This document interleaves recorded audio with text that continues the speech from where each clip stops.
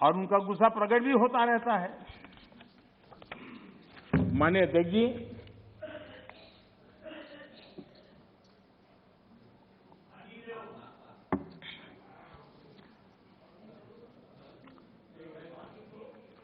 विपक्ष के हमारे कुछ साथियों ने यहां महंगाई का मुद्दा भी उठाया।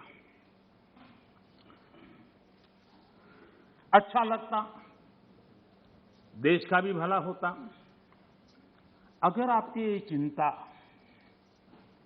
तब भी होती जब कांग्रेस के नेतृत्व में यूपीए की सरकार थी। ये दर्द उस समय भी होना चाहिए था। आप शायद भूल गए हैं। मैं जरा आपको याद दिलाना चाहता हूं। कांग्रेस सरकार के आखिरी 5 सालों में लगभग पूरे कार्यकाल में देश को डबल डिजिट महंगाई की मार झेलनी पड़ी थी। हमारे आने से पहले ये स्थिति थी। कांग्रेस की नीतियां ऐसी थी कि सरकार खुद मानने लगी थी कि महंगाई उसके नियंत्रण से बाहर है।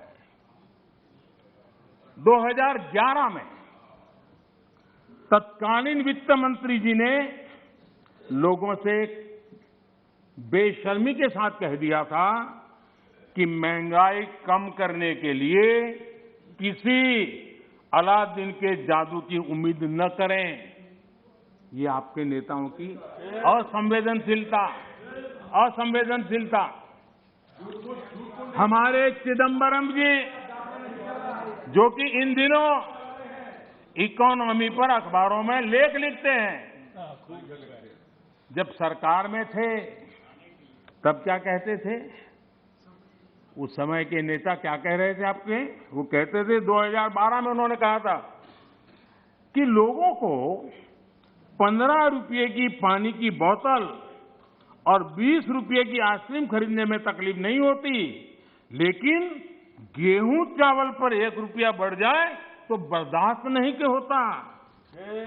ये आपके नेताओं के बयान, यानी महंगाई के प्रति कितना असंवेदनशील रवैया था, ये चिंता का कारण है।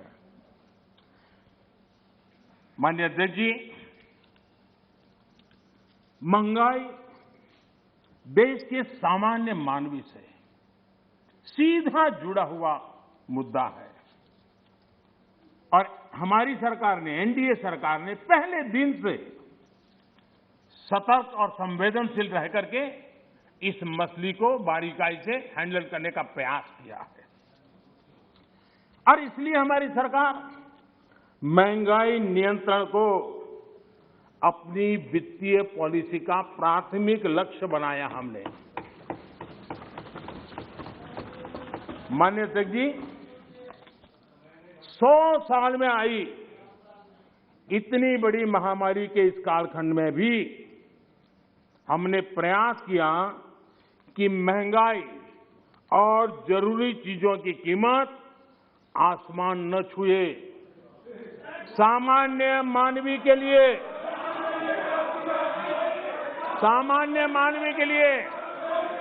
दादा, आपके काम की बात है। अरे आपके काम की बात है, मजा लो ना, आपके काम आएगा। थोड़ा मैं आगे जाऊंगा तो आपके काम आएगा।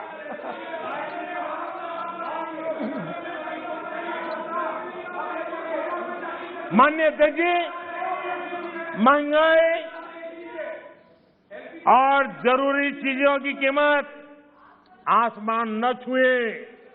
सामान्य मानवी के लिए, खासकर गरीब के लिए महंगाई बर्दाश्त की सीमा से बाहर न हो और महंगाई को नियंत्रण में रखने के लिए हमने क्या किया है, ये आंकड़े खुद बता रहे हैं।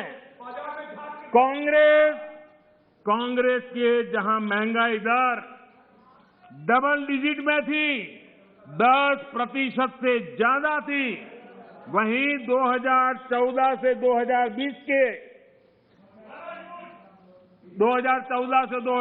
तक महंगाई 5% से कम रही है, 5% से कम रही है। कोरोना के बावजूद आपको मैं बोलने देना चाहता हूं क्योंकि आगे आपकी मजा होने वाली है। जरा इंतजार करो, आ रहा हूं। कोरोना के बावजूद इस साल महंगाई 5.2% रही है और उसमें भी फूड इन्फ्लेशन 3% से कम रही है।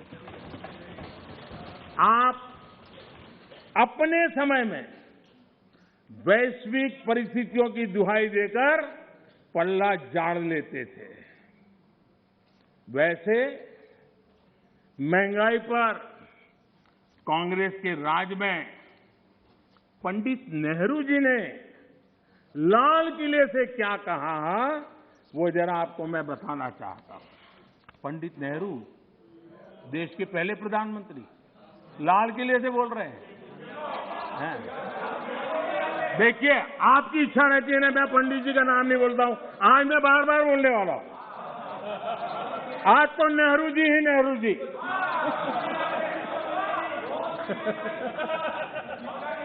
मजा लीजिए आज। आपके नेता कहेंगे मजा आ गया।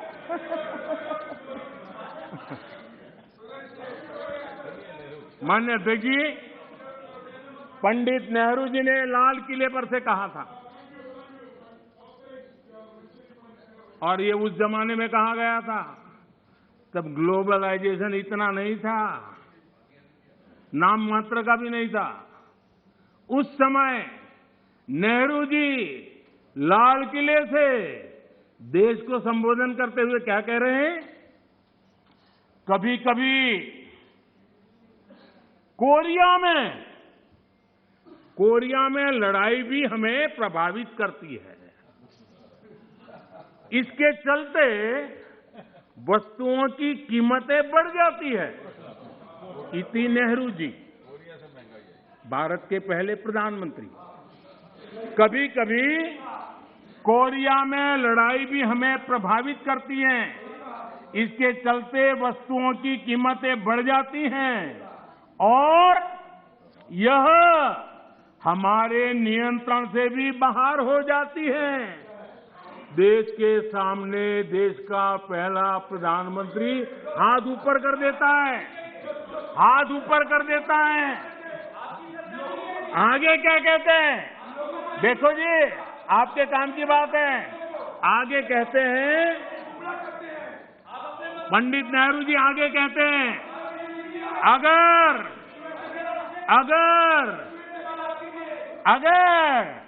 अमेरिका में भी कुछ हो जाता है तो इसका असर भी वस्तुओं की कीमत पर पड़ता है।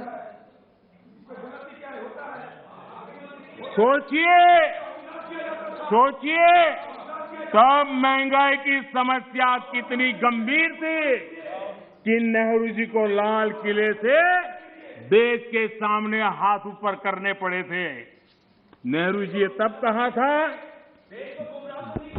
माननीय अध्यक्ष जी, अगर कांग्रेस सरकार 8 सप्ताह में होती, क्या देश का नसीब है?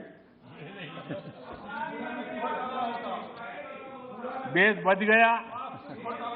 लेकिन आज अगर आप होते तो महंगाई कोरोना के खाते में जमा करके झाड़ करके निकल जाते आप लोग। लेकिन हम बड़ी संवेदनशीलता के साथ इस समस्या को महत्वपूर्ण समझ करके उसके समाधान के लिए पूरी ताकत से काम कर रहे हैं। आज दुनिया में अमेरिका और ओईसीडी जैसे देशों में, अमेरिका और ओईसीडी देशों में महंगाई 7% है, करीब 7%। लेकिन माननीय अध्यक्ष जी, हम किसी पर ठीकरा फोड़ करके भाग जाने वालों में से नहीं है। हम ईमानदारी से प्रयास करने वालों में लोग हैं, जिम्मेवारी के साथ देशवासियों के साथ खड़े रहने वाले लोग हैं। माननीय अध्यक्ष जी, इस सदन में गरीबी कम करने के भी बड़े बड़े आंकड़े दिए गए, लेकिन एक बात भूल गए।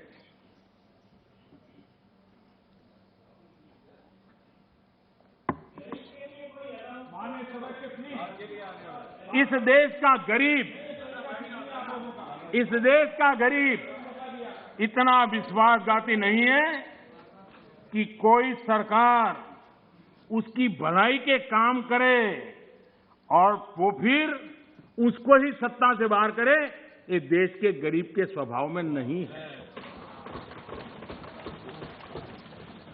आपकी ये दुर्दशा इसलिए आई क्योंकि आपने मान लिया था कि नारे देकर के गरीबों को अपनी चुंगाल में फंसाए रखोगे, लेकिन गरीब जाग गया, गरीब आपको जान गया।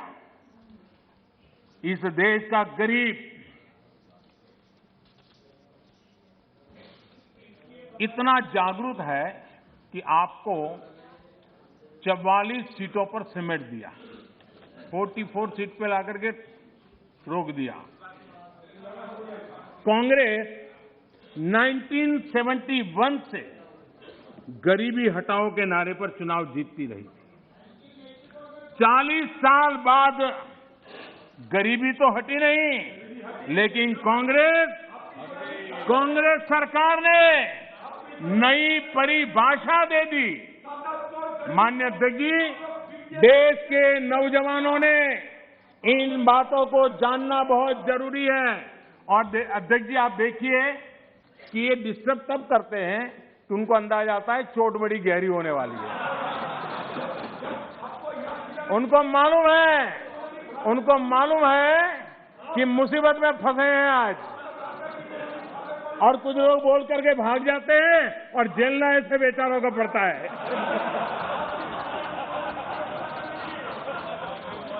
माननीय अध्यक्ष जी, 40 साल बाद कांग्रेस गरीबी तो नहीं हटी, लेकिन गरीबों ने कांग्रेस को हटा दिया। और कांग्रेस ने क्या किया? माननीय अध्यक्ष जी, कांग्रेस ने गरीबी की परिभाषा बदल दी। 2013 में एक ही झटके में उन्होंने कागज पे कमाल करके 17 करोड़ गरीब लोगों को अमीर बना दिया। ये कैसे हुआ? इसकी सच्चाई देश के युवाओं को पता होना चाहिए। मैं आपको उदाहरण देता हूं। आपको मालूम है, हमारे देश में पहले रेलवे में first class, second class, third class होता था। जो फर्स्ट क्लास होता था, एक लाइन लिखी रहती थी दरवाजे के बाजूगढ़ में, सेकंड क्लास में 2 लिखी रहती थी, थर्ड क्लास में 3। इनको लगा ये थर्ड क्लास वाला जरा मैसेज ठीक नहीं है, तो उन्होंने एक लाइन निकाल दी। ये इनके तरीके ऐसे ही हैं, और उनको लगता है कि वो गरीबी हट गई, और उन्होंने सारे उसके बेसिक नॉर्म्स बदल करके कह दिया 17 करोड़ गरीब नहीं गिने जाएंगे।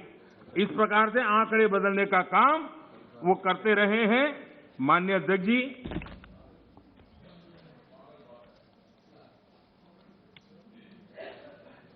यहां कुछ तात्विक मुद्दों को उठाने की कोशिश की।